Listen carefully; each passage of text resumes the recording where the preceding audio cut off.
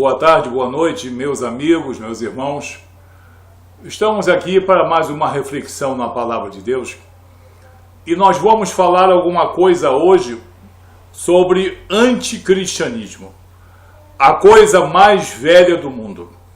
O anticristianismo é mais velho do que o próprio cristianismo, porque as forças do mal já lutavam contra a promessa de Deus em Cristo antes mesmo do nascimento de Cristo.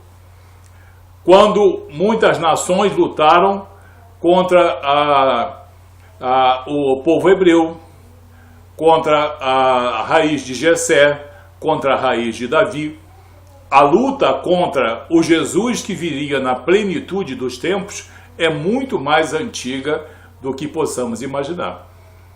Se quisermos dar uma época agora mais recente, podemos citar facilmente o final da Idade Média, podemos citar os séculos 18 e 19, onde foram compiladas ideias e doutrinas tipicamente anticristãs.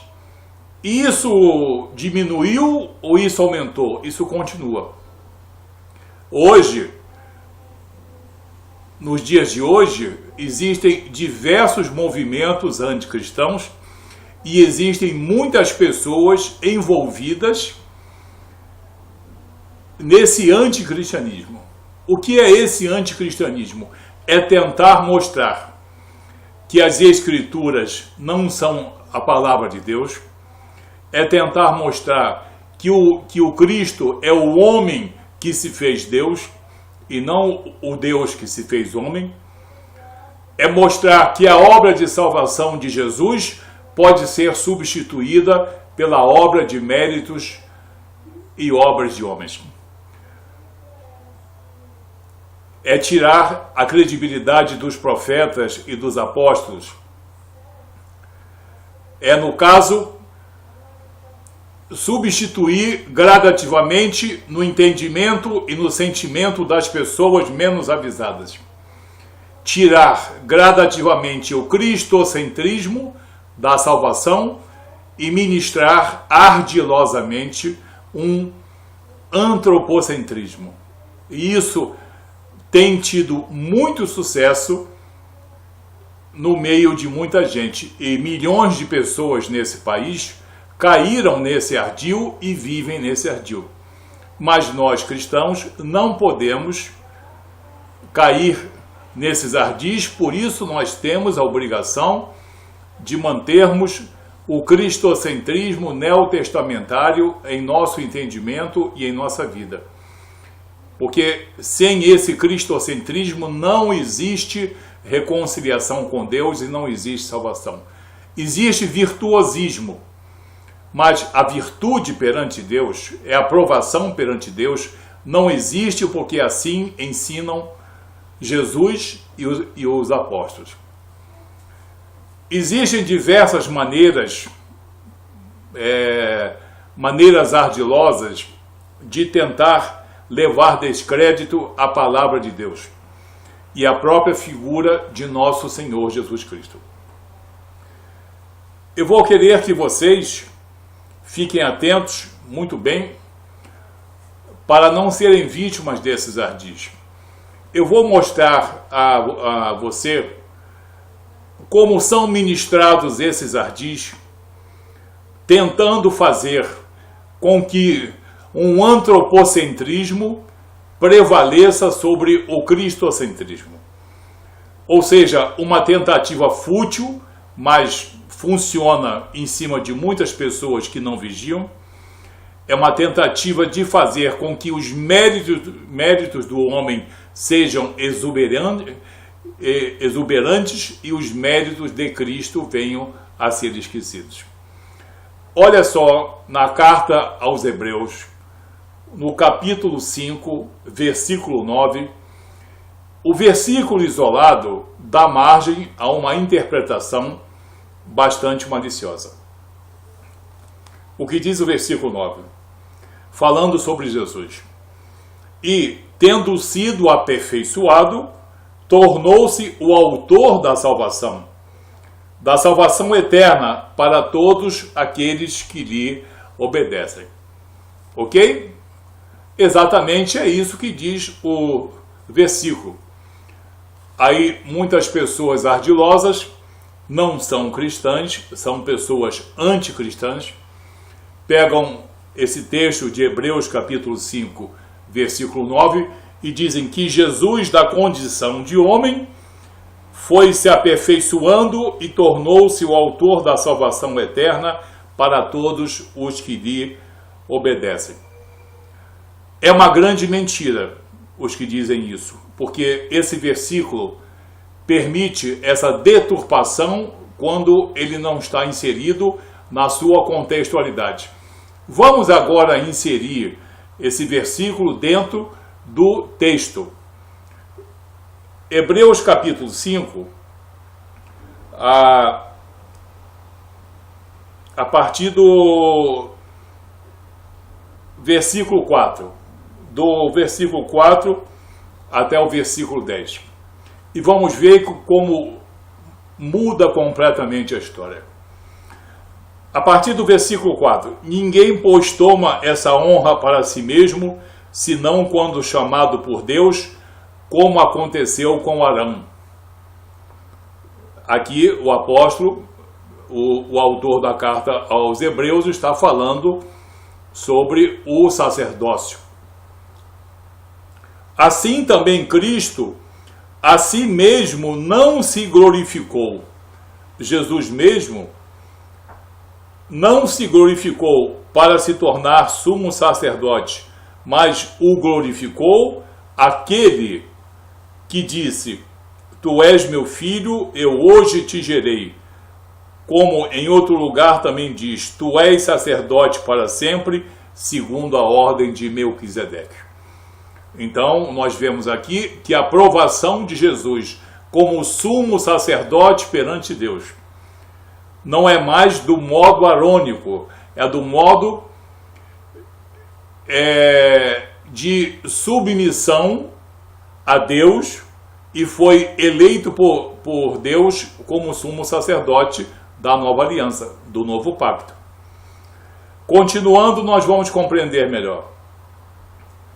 Ele, Jesus, já nos dias da sua carne, tendo oferecido com forte clamor e lágrimas, orações e súplicas, a quem o podia livrar da morte, e tendo sido ouvido por causa da sua piedade, embora sendo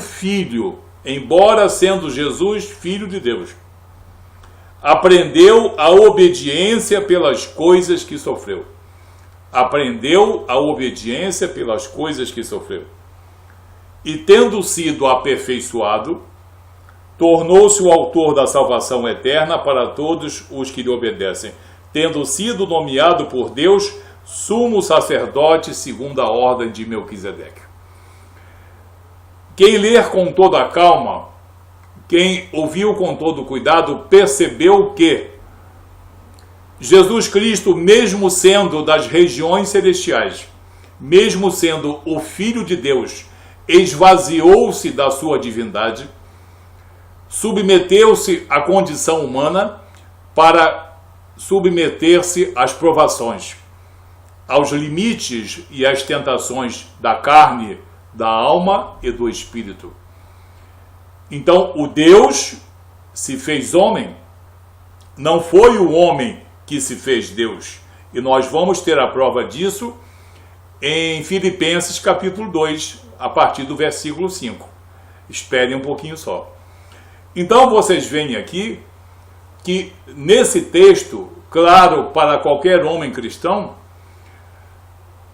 o autor da carta aos Hebreus está falando que Jesus, mesmo sendo filho de Deus, esvaziou-se do seu privilégio e desejou, como homem, a obediência ao Pai. Submeteu-se à condição humana. Esse foi o grande esforço e o grande sacrifício de Jesus ainda em vida. E como homem comum, ele chorou, ele padeceu, ele teve que sofrer todas as necessidades da carne e as tentações, para que houvesse nele honra perante Deus. Então, Jesus não foi um Deus que se aproveitou da sua condição divinal para requerer para si o sacerdócio perfeito perante Deus. Ele destituiu-se, ele despojou-se da sua condição divinal, fez-se pequeno, fez-se perecível, para que perante Deus ele se aperfeiçoasse na vitória contra o pecado, no cumprimento da lei e na realização da obra que foi encarregado de fazer por Deus Pai. Então, você vê que quando você lê o versículo isolado, a impressão que dá é que o homem pequeno se fez grande Deus. E isso é fruto de heresia. E vocês sabem que servem a certas pessoas. Mas no contexto você vê que é justamente o contrário. Foi o Cristo sendo filho que esvaziou-se, e nisso foi o seu aperfeiçoamento. Ele precisou antes destituir-se da condição divinal, não a perdeu, mas a submeteu à condição humana. E tudo que ele sofreu como homem, para que Satanás não viesse a escarnecer de Jesus e a escarnecer de Deus Pai. Por isso Satanás e todas as legiões de demônios se submetem a Jesus e não escarnecem dele. Porque ele não foi um ser das regiões celestiais que se aproveitou da sua condição divinal. Ele se despojou e se fez homem. Vamos confirmar isso em um texto mais claro para muitas pessoas. Está em Filipenses capítulo 2, a partir do versículo 5. Do versículo 5 até o versículo 11. Tende em vós mesmo o mesmo sentimento que houve também em Cristo Jesus, pois ele, subsistindo em forma de Deus, é o apóstolo Paulo que diz isso na sua carta aos Filipenses. Em forma de Deus, não julgou como usurpação o ser igual a Deus. Antes, a si mesmo se esvaziou. Jesus a si mesmo se esvaziou da sua condição divinal, assumindo a forma de servo, tornando-se em semelhança de homens, e reconhecido em figura humana. A si mesmo se humilhou. Esse foi o grande aperfeiçoamento de Jesus. A si mesmo se humilhou, tornando-se obediente até a morte e morte de cruz. Obediente à lei, venceu a lei, venceu o pecado, as tentações da carne, a soberba, a vaidade, e tudo isso ele venceu, despojando-se da sua condição divinal e na condição de homem, ele aperfeiçoou-se. Qual foi a consequência disso? Pelo que também Deus o exaltou sobremaneira, ele deu o nome que está acima de todo nome,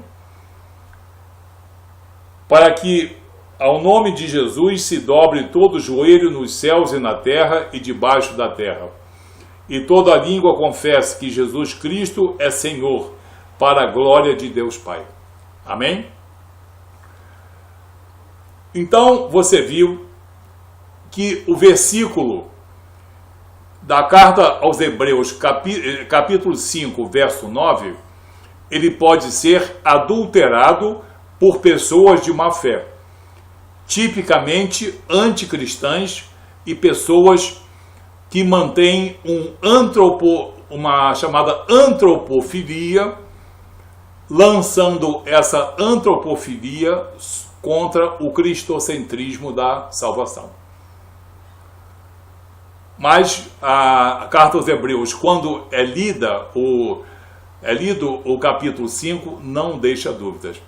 Quando você passa para Filipenses, capítulo 2, e lê do versículo 5 ao versículo 11, e se você ainda crê que Jesus foi um homem que galgou as regiões celestiais, eu convido e desafio você a examinar esses textos e você vai ter a certeza absoluta que muitos que pensam estar na presença de Jesus estão sendo enganados por mestres do ardil, por mestres da mentira, por homens que dedicam toda a sua vida a estudar 1000 maneiras sutis e ardilosas de esconder o Deus que se fez carne e tentar promover o homem, coitado do homem, mas tentar promover o homem à condição divinal, como se nós, seres humanos, tivéssemos condições de um dia sermos Deus. Naturalmente, muitos de nós estaremos com Deus em Cristo Jesus. Então, aqui está desmentida, desmistificada aquela história que muitos sonham em fazer, que é negar a divindade de Jesus e dizer que Jesus era um homem comum. Um homem comum, muito obediente, e que por ação de aprendizado e de evolução pessoal, ele chegou às regiões celestiais. Nada disso. Jesus Cristo era o Deus que se fez carne. Humilhou-se a si próprio, fez-se homem e na condição de homem ele venceu. Mas ao vencer na condição de homem, ele foi eleito por Deus Pai como sumo sacerdote da nova aliança. Essa é a verdade de Deus para mim e para toda a humanidade. Outra versão, só se for a versão de Satanás. Que Deus abençoe você. Busque sempre na contextualidade bíblica a verdade sobre Jesus, sobre a salvação, sobre a vida eterna. Que Deus abençoe você e te livre de toda heresia.